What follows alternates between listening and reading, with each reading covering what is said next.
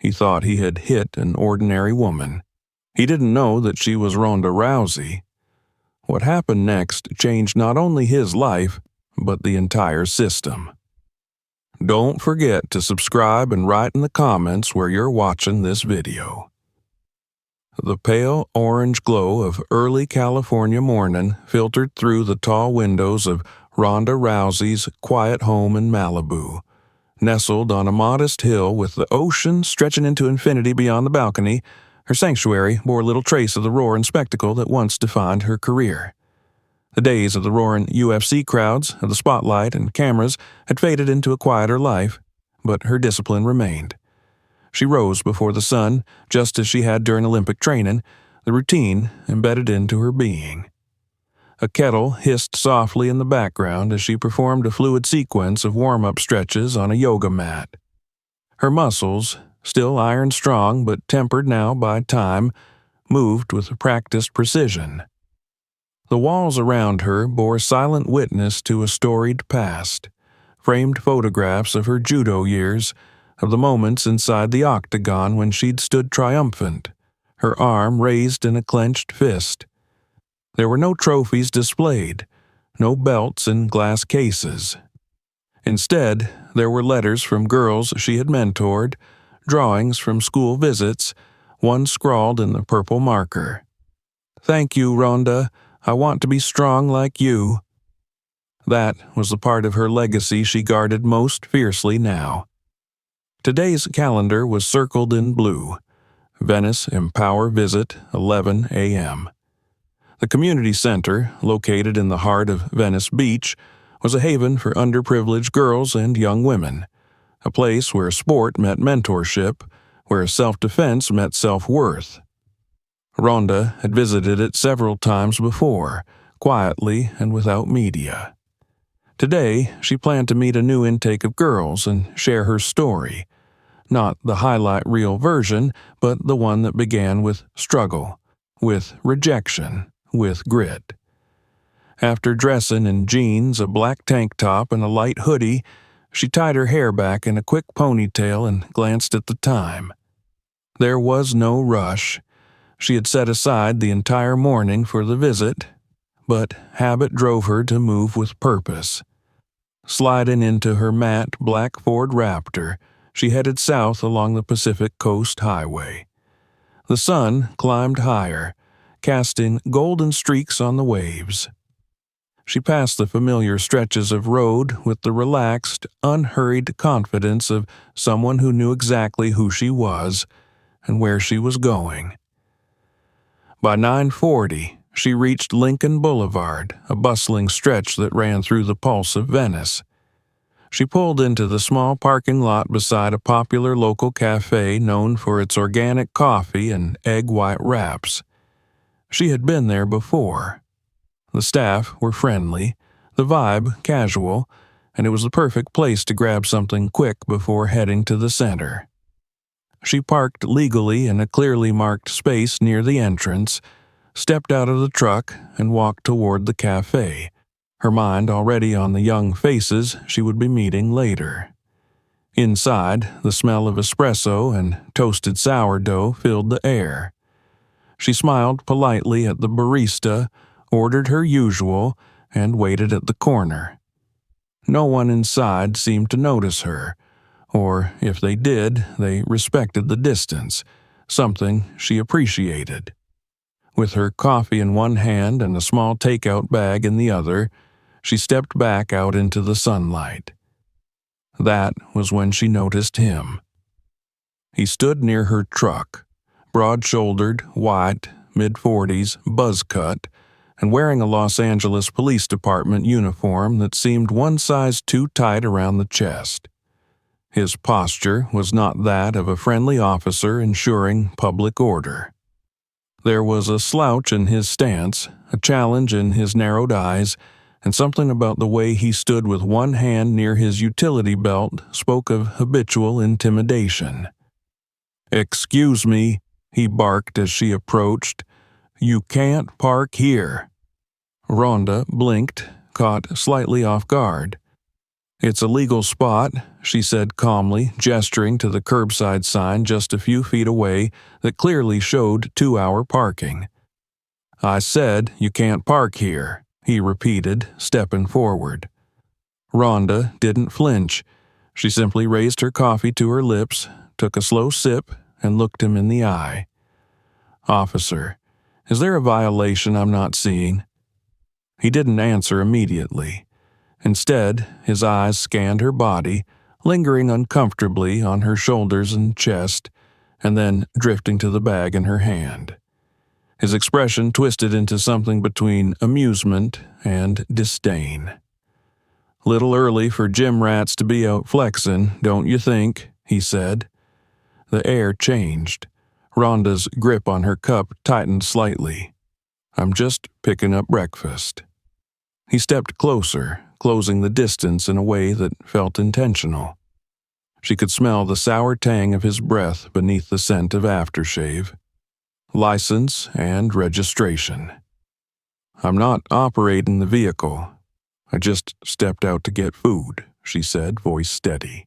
His lips curled. "Then maybe you should step back in and drive away before I cite you for obstruction." Something about his tone snapped into focus. It wasn't about parking. It wasn't about rules. This was power performed. Rhonda took a breath and started to walk around him, moving toward her truck. That's when he touched her. A hand shot out, fingers brushing her hip under the guise of guiding her back toward the vehicle. It was the kind of move women recognized instantly. Plausible deniability executed with impunity. Rhonda stepped away, eyes sharp now. "Don't touch me," she said quietly. He laughed, loud and sharp. "Oh, tough girl, huh? One of those fighters? You people think you can run the streets now?" She didn't answer. Her eyes were calculating now, not afraid, but assessing. Then, without warning, his open palm slapped across her cheek. The sound cracked through the morning air like a gunshot. Her coffee cup fell, the bag dropped. Her head snapped slightly to the side, but she did not stagger. She stood still. A moment passed. The world paused. A teen across the street froze, phone half raised. Another man near the cafe entrance turned abruptly. A security camera on the roof blinked silently, its red light flashing. Rhonda turned her head slowly, meeting the officer's eyes with calm intensity. He sneered. "What? You gonna cry now, sweetheart?" She didn't answer. She moved. What happened next was swift and exact. A pivot of her hips, a step forward, her left arm hooking around his striking arm while her right braced at his shoulder. His balance shifted. He stumbled. In one fluid motion, she executed a judo foot sweep, bringing him down to the concrete with controlled force. The air escaped his lungs in a surprised grunt. She knelt beside him, not with violence but with finality, one hand securing his wrist behind his back, the other pressing lightly at the base of his neck. "I suggest you stay still," she said, voice cool. The phone across the street was recording now. Another person had pulled out their phone too. There were gasps, murmurs, then someone said it, the name that turned attention into wildfire. "Wait, is that Ronda Rousey?" The officer wheezed beneath her, trying to twist. She applied light pressure, just enough. Then she pulled out her own phone, still holding him down with one hand, and dialed. "This is Ronda Rousey. I need a supervisor at Lincoln and Palms. An LAPD officer just assaulted me." By the time 2 patrol cars arrived, a small crowd had gathered. The footage had already hit Twitter and Instagram. Local bystanders shouted over each other, retelling what they'd seen. One cafe worker gestured to the security camera. "It's all recorded. She didn't do anything. He hit her." The arriving officers separated Rhonda and the sergeant, whose name she learned was Thomas Breaker. His face was red with rage and humiliation. He was not arrested, not then. But his gun and badge were quietly taken by one of the senior officers, and he was led to the back of a squad car. Ronda gave her statement with clinical precision. She declined medical assistance. "He didn't hurt me," she said. "He just made a very bad mistake." By the time she arrived at the Venice Empower Center, her visit had already been canceled. Not by the organizers, but because the center was surrounded by reporters and drones. Every outlet in the city wanted a comment. Her face was now on every screen, and though her cheek bore no visible mark, her silence, calm, deliberate, anchored, told the world everything it needed to know. And it was only just beginning. By the next morning, Ronda Rousey's face had become the centerpiece of every major news cycle in the country. Not a still from her fighting days, not a clip from a WWE show or a past interview, but a freeze frame of her holding down an LAPD officer with calm and technical restraint. Her expression unreadable, her body positioned not as a threat but as control incarnate. Alongside it played the now viral footage, raw, uncut, and seen over 6 million times within 12 hours. It showed the slap, the silence, the takedown. It needed no commentary. The image alone sparked outrage, admiration, division, and disbelief.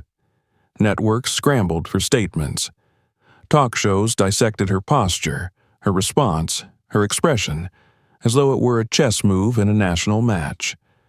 Some praised her restraint, calling her a role model. Others, mostly from partisan corners, questioned her provocation, implying she might have escalated the situation. But most people saw what it was: a woman publicly assaulted by a man in power, and who, instead of shrinking, stood taller. Ronda herself stayed silent. She declined interviews, requests for comment, even a statement on social media. Her publicist released only a single sentence: "Miss Rousey is cooperating fully with the investigation and is grateful for the public support." But silence from her did not mean silence around her. On Twitter, the hashtag #JusticeForRonda began to climb. Overnight, it merged with others: #FightLikeRonda, #EndPoliceSexism, #SheDidn'tFlinch. Female athletes from every sport reposted the video. UFC veterans, boxers, Olympic medalists, and professional wrestlers stood behind her, releasing statements of solidarity. One, from Olympic javelin thrower Tori Matthews, simply said, "This is what happens when a predator forgets who he's preying on." The LAPD, for its part, scrambled to contain the storm. Their initial statement, bland and hollow, claimed that an incident involving an officer and a civilian is under internal review, and that the department takes allegations seriously. But within hours, that statement was met with a wave of public ridicule. Everyone had seen the footage. There was no ambiguity. There was no room for spin. Still, the institution tried. The following afternoon, a heavily edited version of the security footage began circulating, one that showed the conversation but cut off before the slap. It appeared online, shared by a right-leaning news outlet, with a caption implying that Ronda had aggressively confronted the officer. The attempt at narrative manipulation was clumsy and obvious, but effective in sowing the first seeds of doubt among certain circles. That version was debunked almost immediately, yet the damage, however minor, was done. Ronda watched none of it. She spent most of that day in her home gym, working the bag with clinical precision, the strikes clean, timed, breathing even. There was no rage in her movements, only calculation, presence, and control. A storm churned outside her walls, but inside, she was anchoring herself. Then came the letter. It was slid under her front door sometime in the evening. No envelope, Just a single sheet of paper, folded once, the handwriting thick, all caps. "Stay quiet or you'll lose more than just a fight." She stared at it for a long time, not afraid, not even surprised, just resolved. She called her attorney. Marissa Evans was a civil rights lawyer, sharp-eyed and sharper-tongued, known for her relentless pursuit of justice in cases involving police misconduct, particularly against women and minorities. She had a track record of unsettling comfortable institutions and forcing buried reports into the light. She wasn't just a legal representative, she was a scalpel against systemic decay. By 10 p.m., Marissa sat in Rhonda's living room, her laptop open, a legal pad already half covered in shorthand. They spoke briefly about the incident, the videos, and the warning note. Then Marissa asked the one question Ronda had already been turning over in her mind. "Do you want to pursue this quietly," she said, "or do you want to burn the system down?" Ronda's answer came without hesitation. "It's not about me anymore." They began to dig. Within days, using a combination of public records, whistleblower tips, and internal complaints databases, Marissa unearthed the first disturbing pattern. The officer who had assaulted Ronda, Sergeant Thomas Breaker, had no formal disciplinary record. His file on paper was clean, glowing even. Letters of commendation, overtime awards, a note of praise from a former precinct captain. But as Marissa peeled back the layers, she uncovered traces of something more sinister. Redacted complaints, missing body cam footage, and retracted civilian testimonies. In 4 separate cases, women had filed harassment or use of force complaints against Breaker in the past 5 years. None of them went anywhere. One name stood out. A college student, Emily Zavala, who claimed Breaker had pulled her over late at night and made inappropriate comments, touching her wrist under the guise of checking for a bracelet weapon. The complaint had vanished. The student had since moved states. Marissa reached out to her through old contacts. Zavala responded within the hour. She remembered everything, and she was still afraid. In the days that followed, 3 more women came forward, all with eerily similar stories: public stops, lewd insinuations, sudden anger, and strategic intimidation. One of them had filed a formal complaint and had received an anonymous call days later warning her to drop it. She had. Their testimonies painted a chilling picture, not just of a rogue officer, but of a system built to protect him. Ronda listened to their stories in silence. Not stoic silence, active, furious silence. She saw the thread between their experiences and her own, and she saw, more than anything, that this was not coincidence. Then came the real breakthrough. Through a confidential source in the LAPD Archives Department, a clerk who sympathized with the movement, Marissa received a scanned copy of a document labeled Unit 8B, Protocols and Officer Assignments. On the surface, it appeared to be an internal training manual for a specialized tactical response group. But, buried in the back pages, she found a list.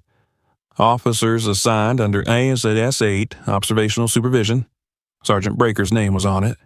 Ronda read the page twice, then looked at Marissa. "What's S8? "We're about to find out," she replied. The following morning, Marissa arranged a meeting with a retired LAPD detective, now a private security consultant, who had once trained incoming officers on department culture. When asked about S8, his face darkened. "They used to call it Sector 8, he said. "It was unofficial, but everyone knew. Started about 10 years ago, after the riots in Echo Park. The idea was to have a group of street correctors, guys who could handle unrest before it became public. They weren't violent at first, just watchmen. But over time, it turned into a fraternity. Mostly male. Mostly white. A lot of military transfers. They covered each other, and when things got messy, they knew how to make it disappear. And Breaker? One of the worst, but protected. Always protected. Ronda felt her stomach twist, not from fear, but from recognition. She had seen this kind of power cluster before, in gyms, locker rooms, even in Hollywood. Men who laughed too hard at off-color jokes. Men who looked past lines until those lines vanished. The difference now was that they wore badges. That night, after Marissa left, Ronda stood on her back deck overlooking the ocean, the breeze sharp against her skin. Her phone buzzed. Another message. This time, not a threat, just a screenshot. A group chat, a name circled. Breaker. Next to it, a caption. If she doesn't shut up, we'll remind her while we run this town. The sender was anonymous. The message time-stamped 2 minutes before. She turned and walked back inside. She knew what she had to do now. This wasn't about a slap anymore. This wasn't about a rogue cop with a bad temper. This was a system. And she was going to dismantle it.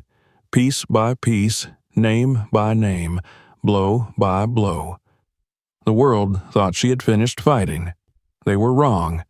She had only just begun. The days following the group chat leak were unnervingly quiet, the kind of silence that doesn't soothe but warns. Ronda had known tension before fights, before press conferences, before major decisions, but this was different. This was institutional silence. Not the absence of words, but the presence of watching eyes and waiting moves. Every hour that passed without a formal police statement, every news cycle that regurgitated only safe phrases about ongoing internal investigations felt like a calculated pause. As though someone, some group, was taking inventory, deciding what to sacrifice and what to salvage. Ronda didn't waste the silence. She filled it with action. Together with Marissa Evans, she began building a profile not of a man, but of a network.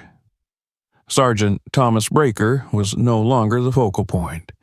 He was now the entry wound. The infection ran deeper. Marissa's legal team pulled every complaint linked to Breaker over the last decade, but it wasn't the complaints that mattered most. It was the missing ones. There were gaps. Gaps in disciplinary logs, sudden deletions in body cam archives, timestamps that didn't align with dispatch records. And every time they traced one of those anomalies, a new name surfaced. One of them was Officer Dorian Hale. His name had appeared in 2 use-of-force investigations that were quietly closed after internal resolution. Another was Lieutenant James Kearns, whose signature authorized a transfer request for Breaker to Venice Division just 6 months before the incident. And then there was the most important name, Captain Roger Millen.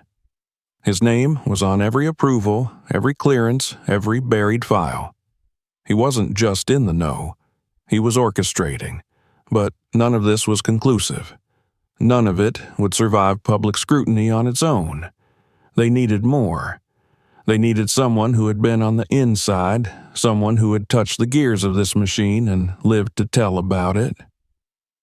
That's when Marissa mentioned a woman, a former LAPD officer named Vanessa Pierce. Vanessa had left the department 2 years ago under what the press called stress-related retirement. But the truth was darker. She had filed a sexual harassment claim against a fellow officer, one whose name, unsurprisingly, also appeared on the Unit 8B document. Her case was dismissed, the complaint sealed, and within months she had resigned. Ronda met her in a coffee shop in Pasadena, chosen for its open layout and multiple exits. Vanessa arrived in plain clothes, hair cut short, eyes guarded. She looked around twice before sitting down. "I saw your video," she said, skipping greetings. "Took guts. They don't like when women stand up." "I don't care what they like," Ronda replied evenly. "I care what they've done, and what they're still doing." Vanessa hesitated, then pulled out a flash drive. "After I left, I kept a few things. Screenshots, emails, internal rosters. I didn't go to the press because I was scared. Still am, honestly. But after what they did to you, I guess I remembered I used to be brave." The flash drive was gold. On it were inter-office memos discussing selective suppression tactics, unofficial meeting notes from Sector 8 briefings, and even digital copies of training materials that emphasized assertive behavioral deterrence, a euphemism for intimidation. But the most telling document was an internal email thread in which a supervising officer instructed staff to flag any reports filed by known agitators or liberal influencers for strategic handling. Ronda's name appeared on the thread, dated 2 months before the incident. They had been watching her, not just reacting to her presence that morning on Lincoln Boulevard. They had already marked her, already labeled her a problem. The slap wasn't spontaneous, it was provoked, perhaps even planned. The realization hit hard, not emotionally, but strategically. She had assumed she was fighting a culture, but this wasn't culture, it was policy. With Vanessa's information, the puzzle began to assemble with terrifying clarity. Sector 8 wasn't a rogue unit. It was an informal doctrine enforced by a shadow hierarchy within the LAPD. It recruited officers with military backgrounds or aggressive field records. It emphasized discretion, loyalty, and the containment of public threats, a term that, according to one training file, included activists, journalists, undocumented individuals, and high-visibility women with oppositional profiles. That last one was underlined in the source document. It was dated 3 years ago. Ronda brought the findings to an investigative journalist she had worked with years earlier, Derek Liang, a quiet bulldog of a reporter who wrote less for fame than for facts. He had exposed a municipal fraud case in the Department of Sanitation years back, and had since made enemies in every city hall office from Santa Monica to San Diego. He listened carefully as Marissa presented the data, his eyes narrowing but never widening. He wasn't shocked, just angry. "I've heard whispers," he said. "Sector 8. It's like a ghost, the kind of thing that changes names every 2 years to avoid audit. No paper trail, no public existence, just a pattern of cleared complaints and shifting names." "Can you verify it?" Ronda asked. Derek leaned back. "Not through conventional means, but I've got a former contact in IA, Internal Affairs. If I can get him to open the right door, we'll see what falls out." It took 4 days. Then, late one night, Ronda received a call from Derek. His voice was tight, urgent. "Captain Millen is connected to a shell company registered under the name Stratfield Holdings. Stratfield received a city contract to provide consulting services to LAPD 6 years ago. Guess what their specialty was?" "What?" Ronda asked. "Urban crowd control, behavioral suppression. They designed the protocol that became the unofficial blueprint for Sector 8. Millen signed the deal. He profited from it. And here's the kicker. They trained Breaker, not at the academy, off book, in a private facility in Pomona. The pieces were in place. All they needed now was the ignition. Ronda decided the world should hear the truth, not in court filings, not in leaks, but from her own mouth. She and Marissa organized a press conference, discreet, but open to every major outlet. It would be held at a community center in Echo Park. not far from where the riots had birthed Sector 8 years before. The location was symbolic. The message would be clear. That morning, the room was filled with reporters, camera crews, civil rights leaders, and survivors. On a modest stage with no logos behind her, Ronda stepped up to the podium.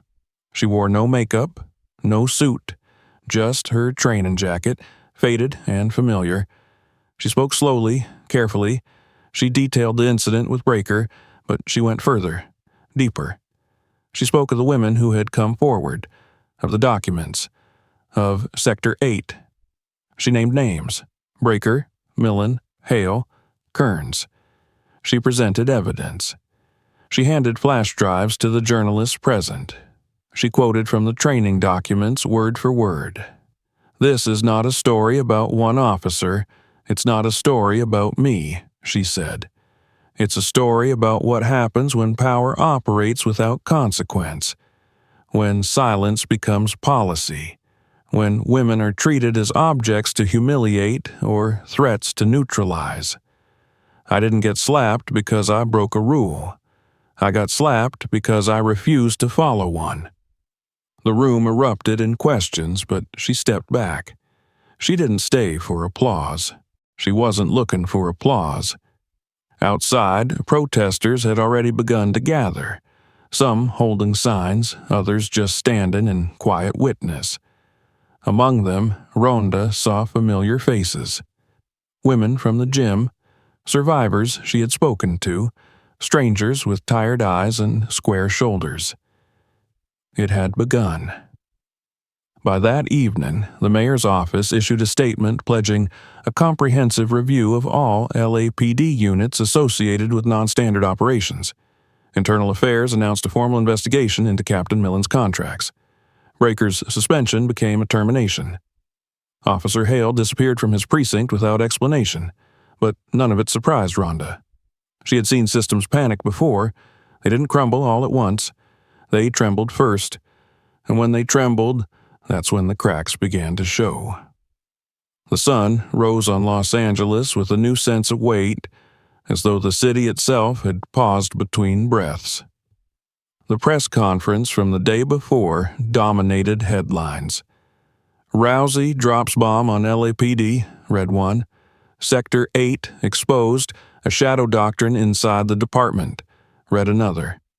The footage of Ronda speaking, calm, firm, unflinching, had circulated across every major network. She didn't use theatrics, she didn't yell, but in her voice was something more powerful: proof. And with it came the most dangerous weapon of all: clarity. Ronda spent that morning alone in the gym, the one she had built near her Malibu property, not for training others, but for herself. A quiet retreat that smelled of leather, chalk, and silence. She worked the heavy bag slowly, rhythmically, letting her thoughts move with her strikes. She wasn't thinking about Breaker anymore, not about the slap, not about the moment he lost control. That had only been the match. What mattered now was the war, and the system that trained him to believe he had a right to lay his hands on her. By late morning, the consequences began to roll. LAPD's Internal Affairs Division issued a formal suspension of Captain Roger Millen pending investigation. More notable, however, was the language used. The department didn't just cite administrative concerns or protocol inconsistencies.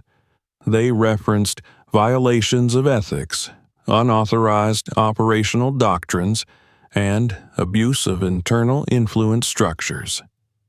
For the first time, Sector 8 wasn't just being acknowledged, it was being named. The mayor's office, under mounting pressure, called for an emergency audit of all tactical and advisory programs operating under the city's police umbrella. The public outcry had become deafening. Calls flooded local government offices. Civil rights groups staged protests outside City Hall, Venice Beach, Echo Park, Koreatown, Every community that had felt the weight of unofficial policing stood with signs and chants.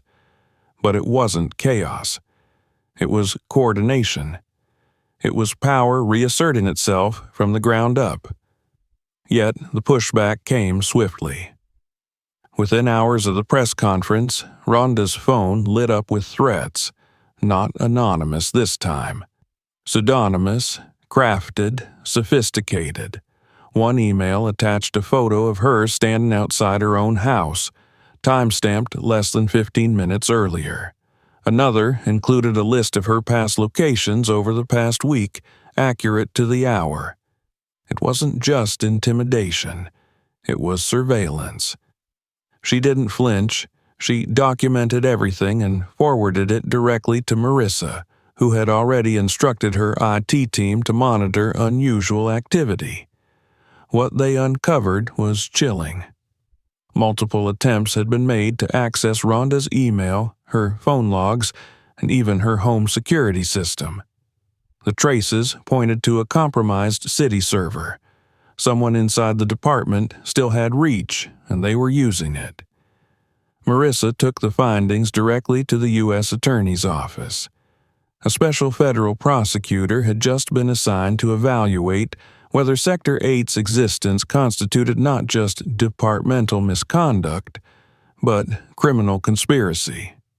The evidence gathered by Ronda and her team, including Vanessa Pierce's documents, the flash drives, and the contract trail leading back to Stratfield Holdings, now sat inside a sealed envelope on a federal desk. Then came the tipping point. A second woman stepped forward publicly. Her name was Amina Khan, a former collegiate wrestler who had filed a complaint against Breaker 5 years earlier after he allegedly harassed and groped her during a traffic stop. Her case had been closed without explanation. Now, seeing Ronda's stand, she decided to speak. She didn't just confirm Breaker's actions.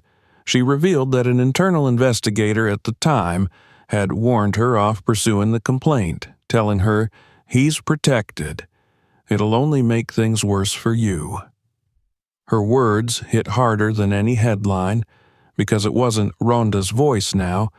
It was a stranger, a civilian, a woman without a platform who had been silenced and then erased until someone gave her space to be heard. That afternoon, civil rights lawyer Gloria Ibanez, representing a coalition of legal firms, announced a class action suit against the city of Los Angeles, the LAPD, and the individual officers involved in Sector 8. The legal grounds included civil rights violations, systemic harassment, psychological abuse, and obstruction of justice. At last count, 27 women had come forward with matching patterns of behavior from the same cluster of officers. 10 of them cited Breaker, 15 named others. The connections were no longer abstract, they were mapped, and they were damning. In response, LAPD issued a sudden statement. Breaker had been officially terminated. Internal Affairs had opened full reviews on all named officers. And most shocking of all, the department confirmed that Sector 8 operated without formal approval, and that its activities are under full federal review. It wasn't accountability. Not yet. But it was the beginning. For the first time, the walls were cracking from within. The following day, federal agents, accompanied by DOJ observers, executed warrants on several facilities named in the Stratfield contracts. One of them, a private training center in Pomona, had long been listed as a community engagement site. In reality, it was a tactical compound. Inside, agents found materials used for off-book officer training, altered manuals, footage of mock arrests, scenario simulations with scripts that included lines like "control before comply" and "fear is the first step to order." Among the documents seized was a printed packet labeled S8 Protocol Tier 3 External Interference Strategy. The language within outlined techniques for dealing with public figures who interfered with internal police operations, celebrities, journalists, athletes, activists. Ronda's name appeared twice, both in context of media risk mitigation. The evidence was staggering, but Ronda didn't gloat. She didn't post a victory message.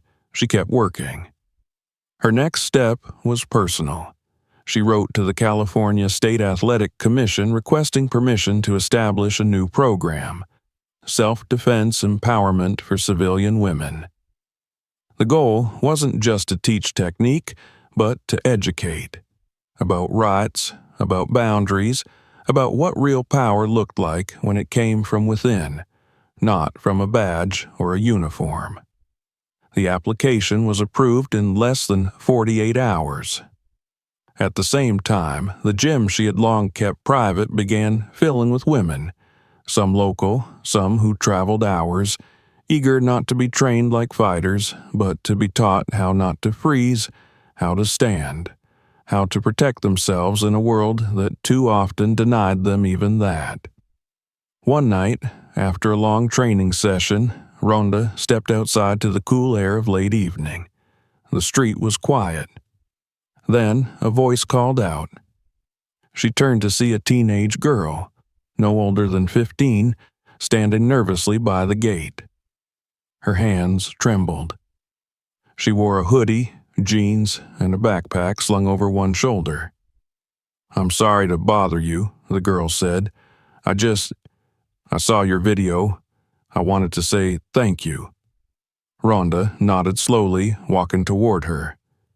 "My mom, she used to say that people like us didn't get to fight back," the girl continued. "But then I saw you, and now I think maybe we can." Ronda smiled softly. She didn't say anything. She didn't need to. She simply opened the gate. The next day, Ronda was called to testify before a state oversight committee reviewing the LAPD's structure and its response to systemic misconduct. Her statement was simple, powerful, and without pretense. "They didn't come for me because I was dangerous," she told the committee. "They came for me because I was visible, because I wouldn't play scared. But the real danger wasn't me. It was every woman they silenced who didn't have a camera or a crowd or a medal. That's who we fight for." The room was still. The report from that committee would later result in the suspension of dozens of LAPD contracts with private firms and the dissolution of all known informal units not sanctioned by the department's code of conduct. It was a bureaucratic shift, but a crucial one, because it meant the ground was finally shifting. And through it all, Ronda remained exactly who she was. Not a symbol, not a martyr. A woman who refused to accept that silence was strength. A woman who understood that dignity wasn't granted by uniforms or systems. It was claimed by those willing to stand when others sit down. The facade had cracked, and beneath it, the truth had survived.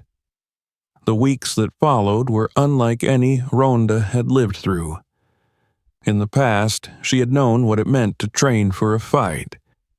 She had understood preparation in the language of sweat, repetition, bruises, and silence.